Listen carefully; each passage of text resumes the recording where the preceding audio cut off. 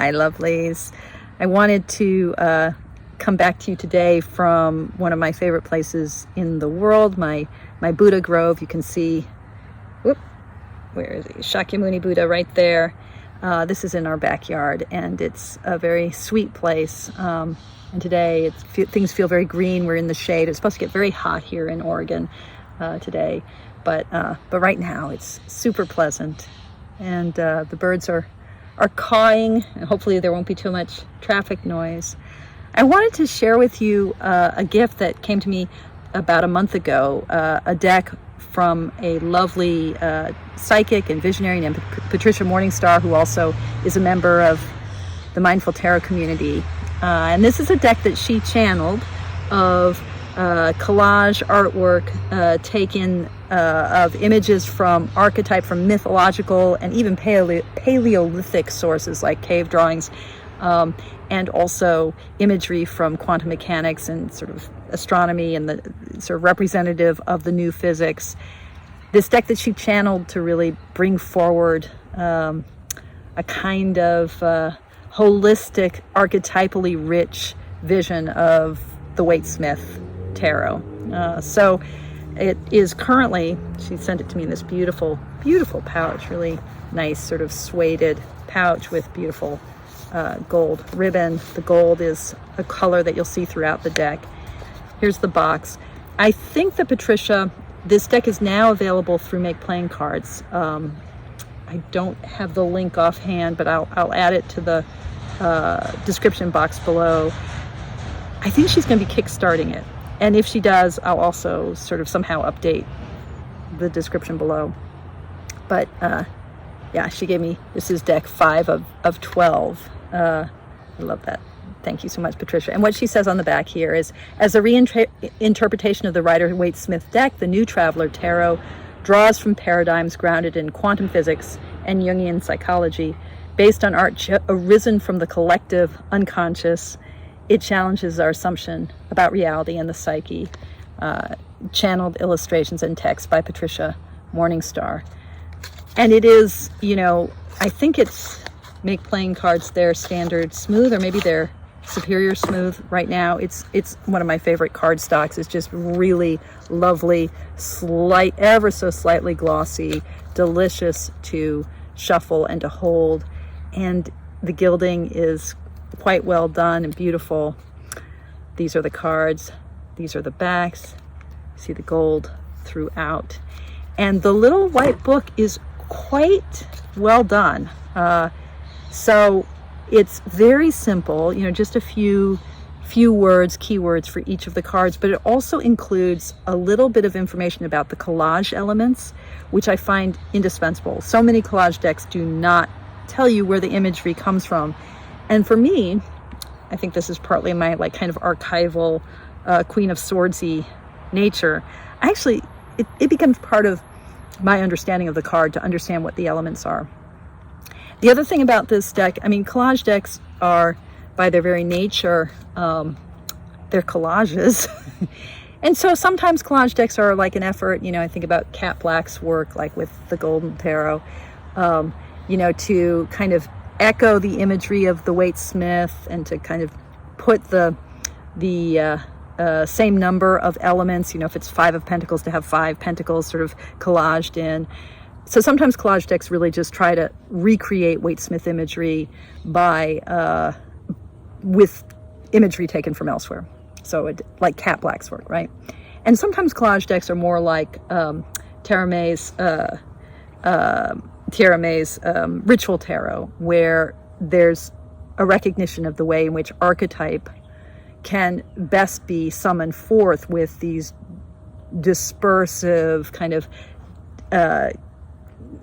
really diverse, eclectic elements drawn from world culture. This is that kind of deck, but kind of a little bit more concerted in its efforts of bringing together really like archetypal themes spanning like just, I mean, literally from cave drawings to, you know, 19th century pre-Raphaelite art. So really spanning world culture, but then really emphasizing also this convergence of quantum mechanics and the sort of more Jungian vision of archetype. And for those of us who aren't so don't carry in our heads so clearly the imagery of the Waite-Smith, you have on every card an inset image from the corresponding RWS card. And it's in this kind of blue and gold, kind of monochromatic sort of relief here. It's quite lovely. So, something like the King of Earth, where we have both sort of cave drawings and then, what are those? Relief, is that from Greek? I think from Greek art at the bottom, and then the inset here. And then all of that against like a backdrop of the heavens. You really do have this wide range of imagery trying to hold the fullness of the archetype. It's quite well done. Some of the cards are just beautiful. In my quick glancing through the deck, there are cards that I like more than others. So, this image has a lot of Greek imagery in it. But then, she'll bring in sort of mineral elements along with pictorial elements. I love these bubbles in the Ten of Earth. It's just, so that's the Ten of Pentacles. Just lovely. This gold theme here is a pre-Raphaelite, oh, can't say that word. Just really, really sweet. The minor arcana, of course, have the elemental names of the suits. So, this is really nice. The Five of Pentacles. So, for instance, when you look up this one, it talks in the guidebook about poverty, spiritual poverty, lack, inability to connect with spiritual resources, blindness to spiritual help, and then it'll tell you that the central images are from Edward Byrne, Annunciation. Oh, I think the stained glass window is the Annunciation, and that it's Labradorite. So some imagery from Edward Byrne, a stained glass window, and then Labradorite. It doesn't give you detailed source information, but just enough that you could kind of look things up.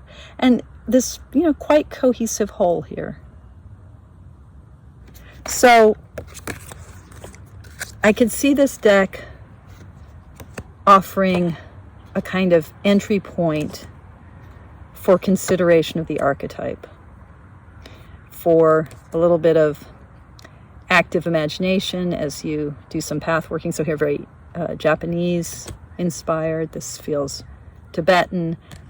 I love this. This is imagery from the Magic Flute. I love this Queen of Swords.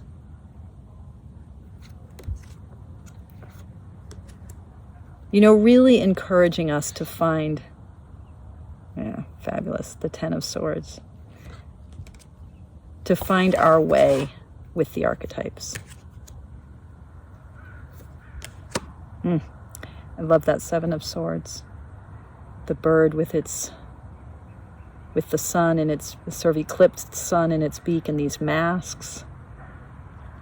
Really highlighting the imagery of deception and the kind of grasping and greediness of this card. Oh, and beautiful, beautiful Six of Swords.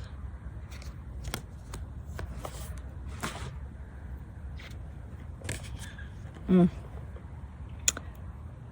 beautiful Four of Swords. And some of the composition choices are don't work as well, like the blocking, this figure that's blocked by the Waite-Smith. But I don't really mind that. I could also see these as larger cards where you could really dive more into the imagery, and maybe more of a square frame formatting for the card, so that you could have the inset Waite-Smith a little bit less obtrusively.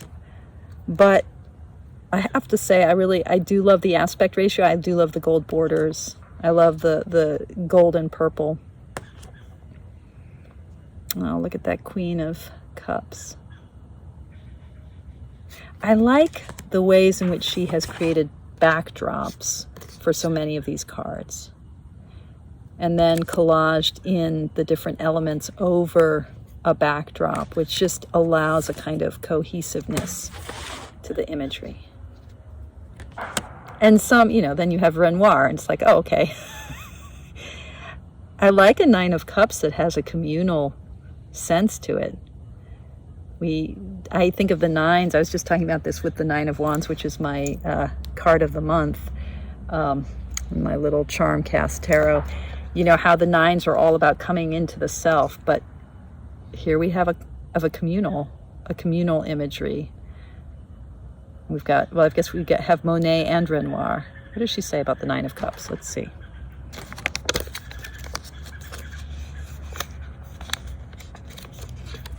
Okay. Enjoying the fullness of life. Enjoying company, frivolity, entertainment. Renoir, the boating party. Monet, water lilies. Yeah. So for me, like working with a card like this, to start thinking about sort of French Impressionism as a Nine of Cups expression is actually really interesting. The Impressionists so much about the subjectivity of the viewer, like literally their impressions, and creating art from that stance of the individual. So although this is about enjoying life, it really is from this sort of fullness of the individual heart, the heart of the artist who's able to resonate with the water lilies, resonate with the boating party. Oh, that's beautiful too. And then such a different feel here. Huh, interesting. The Seven of Cups. So it feels like this deck has so many voices in it, including, is that a Rembrandt? Including the voices of artists that are recognizable to us, if from knowledge of art history. Rembrandt, Girl with a Broom.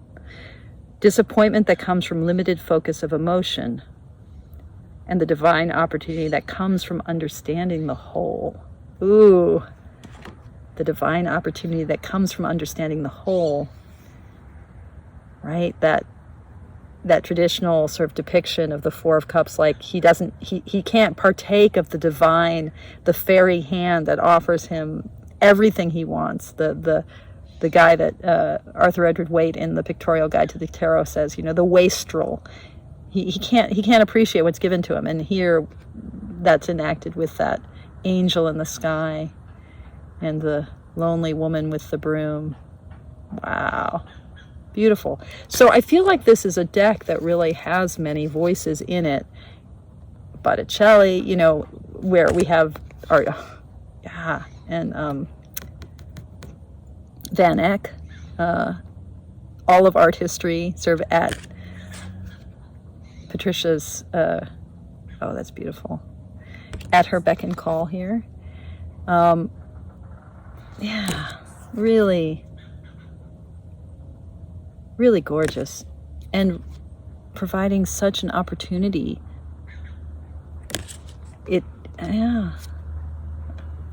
Page of Fire, a little Hermes imagery.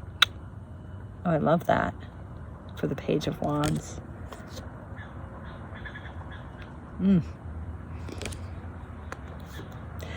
In a few weeks, or maybe in a week or so, I'm going to start doing my dueling deck dialogues as we prepare for the Drop 'em 78 challenge.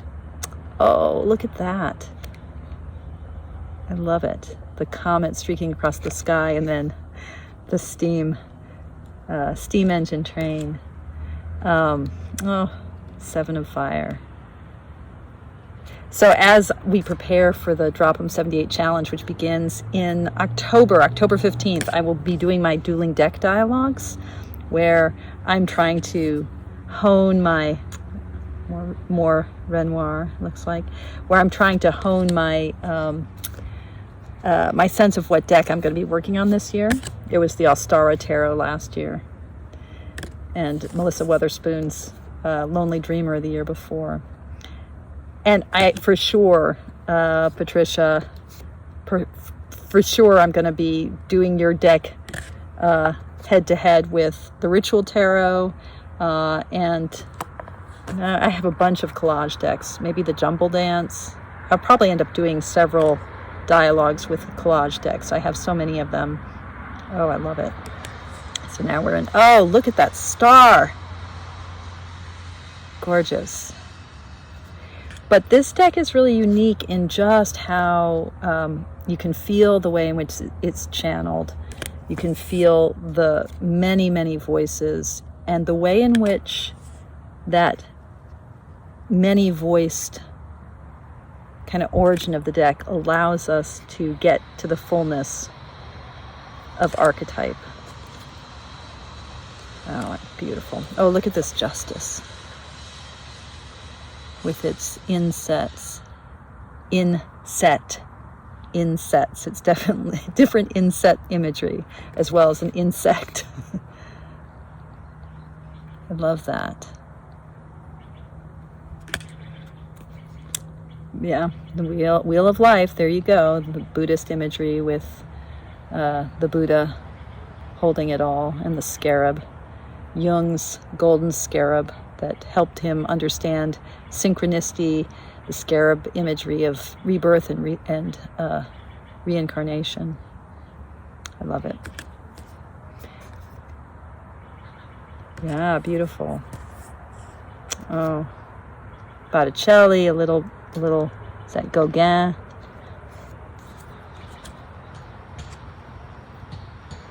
Yeah, she really is kind of,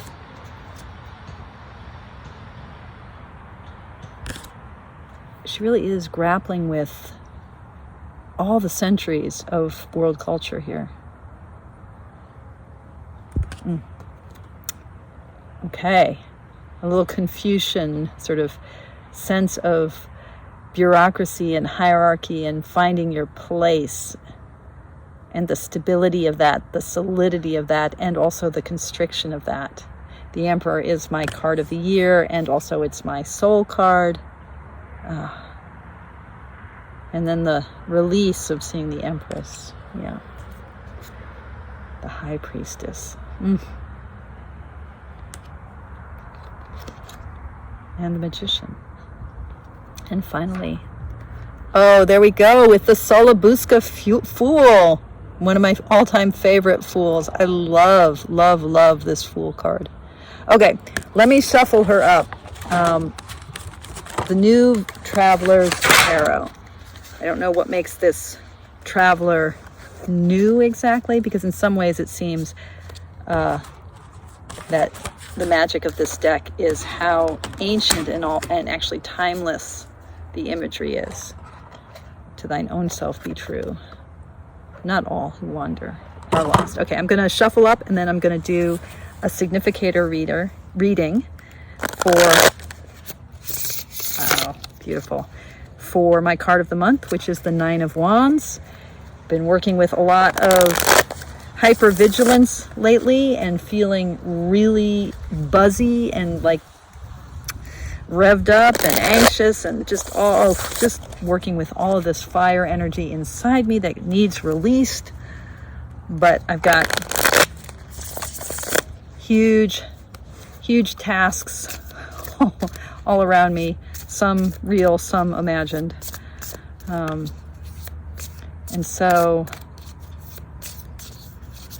the challenge of the significator readings that I've been doing with my card of the month is to deepen my understanding of the archetype of that card of the month, and to sort of cozy up to it, and to gain its wisdom, to be guided by it, which is why I'm wearing the card of the month as my talisman around my neck for the month. And with this significator reading, what I'm doing is literally just going through the deck, going through the deck one card at a time, finding what's right above and what's below the card, and using those two cards that I pull around the card as a way of entering into the archetype of the card. So here we have our Nine of Wands, Nine of Fire, with, again, another one of the cards that has a more explicitly Japanese flavor to it, samurai flavor to it. So Nine of Fire. Let's find just to read what Patricia writes about it. Okay. Defense's position, experienced warrior, defensiveness. And Nikko Toshogo Temple Gate, Uragawa Kuniyoshi, Samurai Warriors, Moon. Okay, so it sounds like it's two, I think those are artists, Japanese wood blocks, and then an image of a temple gate, and then an image of the moon. So defensiveness, the expert warrior, vigilance, right?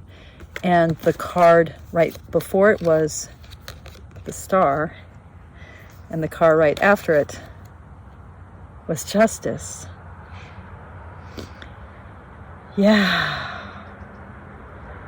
Okay, I've been talking about justice in terms of the Queen of Swords recently, in fact in the earlier video that I made today, as, you know, justice is about things just as they are. You know, we can zoom in, we can see how there's balance, we can see how this action produces this reaction, we can check it out, we can see what is, and it doesn't really care about us. The cosmic order here is not interested in what we like or don't like.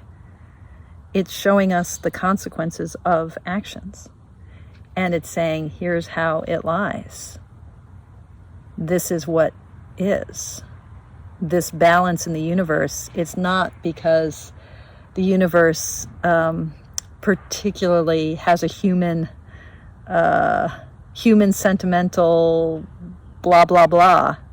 It is what it is. Now, what does Patricia say about justice?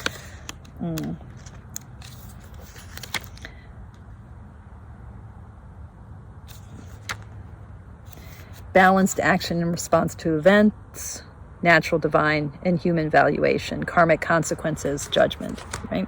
Okay. I like the idea that you can sort of get in close and move far away. Why does she have a, that there's a kind of close, there's a sort of movement of scale, like justice is invariant, scale invariant. It's true at the most minute place, and when we branch right out into the cosmos, it is what it is. And so we've got the Egyptian god Anubis weighing the heart. We've got a Vermeer, there's the Vermeer, and we have the balance. I don't know if that's from it's the Vermeer. The Vermeer painting is called The Balance, I think. Beautiful. And then the star, right? The star, which, I mean, this is one of the prettiest cards in the deck, I think. So what she says about the star: universal availability of divine energy, hope, and inspiration. And we've got the Hindu deity Garuda distributing the nectar of immortality. You see that Garuda up in the top left. And then we have Mary, Queen of Heaven by Palma il Vecchio, and the Pleiades by Eliha Vedder. So I think these are the Pleiades. Is that a painting? And the Queen of Heaven. Where's the Queen of Heaven? Ah, here she is. Yeah, so that universal availability of inspiration, of love, of energy. So this really cosmic sense of it is what it is, but there's also hope, and somehow, you know, the vigilance and the energy of the Nine of Fire being between those two. So can I, in my vigilance, encountering what is, that very Queen of Swords, like, it is what it is, which for the Queen of Swords is a very painful recognition because she's a queen after all. Can I, in my Nine of Wands energy, can I see what is, be vigilant to it, and also draw upon this glory, this gorgeousness? Okay, this video has been long enough. Yeah, Patricia Morningstar's New Traveler's Tarot. Yeah, this deck is no slouch. Check it out, people. All right. I will include more information below. I'll have to check in with Patricia about the status of the deck, and how you can grab yourself a copy of it. And in the meantime, thank you guys for watching, and thank you so much for your practice. May you be blessed by some of this. Take good care, y'all.